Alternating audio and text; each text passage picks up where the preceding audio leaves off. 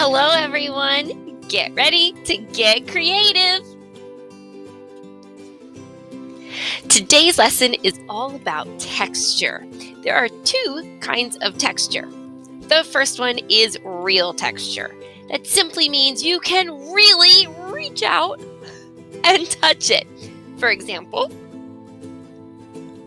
my husband's shoe. No, this is not my shoe size.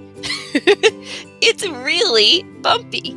That's real texture, right? I can really touch it in real life, okay? Another great example of real texture could be really just anything around you. The texture of your shirt is soft. The texture of, coins. They're slightly bumpy. I like to close my eyes when I feel texture. A little bit bumpy with some ridges on the outside. All things have texture, and real texture is what we can feel with our hands. Implied texture is what we use in art, and you kind of have to use your imagination a little bit with implied texture. So, for example, when I take a piece of paper and lay it on top of those coins I showed you earlier, this creates something that looks like the coin, but it doesn't feel like anything. I just rubbed over the coin with a crayon. It doesn't feel like anything. It feels like paper. That is implied texture. It looks like it might feel like something, but it doesn't. It does not really feel like anything except for paper, okay? So implied texture is the idea of texture, or it's real texture transferred onto a piece of paper. Hope you're following along so far. Here's how you do it. So to get this real texture onto your paper as implied texture, there are a couple of steps. They're pretty simple. First, when you get back into Blackboard in just a minute, I'm going to ask you to collect some things that have texture. Your oil pastels can create a really great texture. Oh, here's where I put it. Like this.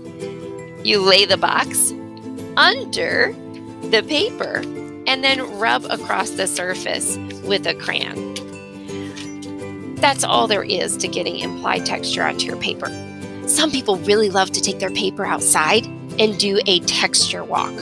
Lay it up against the bark of a tree or down onto the sidewalk or the front porch. Those things have great texture and they can work really well. Remember, all you do is take a thin piece of paper, really thin copy paper, lay it over the top of the texture, and then rub with a crayon. When you watch the videos, you'll see me do that in all of the examples.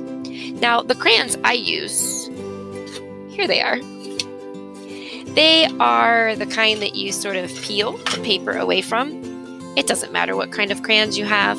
I actually prefer the broken crayons and take the wrapper off. And then I can hold them sideways like this. But mine have the wrapper on them. So yeah, holding them sideways to get texture works really well to fill a big space. So crayons are going to be fairly important for this project. You can use your oil pastels. They tend to be a little bit too dark and they don't pick up the details quite so well in the objects. A pencil though, a pencil can work really well to get texture from something. Be sure that you're holding it like I show you in the example in the video, not like you normally hold something. Put your hand on top, hold it out flat so that when you rub it this way, you're only picking up the texture that you need and not accidentally digging into the in-between, and that'll just make a solid blob, okay? So, time to go watch those option videos, figure out what you want to do, have fun!